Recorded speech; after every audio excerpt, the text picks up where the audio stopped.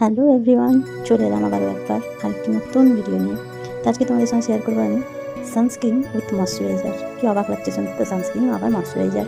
হ্যাঁ, এটাই ফ্যাক্ট। এমন একটা প্রোডাক্ট অরিফ্লেমে লঞ্চ হয়েছে যেটা সানস্ক্রিন SPF 50 যুক্ত, প্লাস স্কিনকে দারুণ দারুণ ময়শ্চারাইজার করে। আর গ্লোয়িং তো কথা হবে না। দেখো, আমার একটা ন্যাচারাল ছবি আমি দিচ্ছি।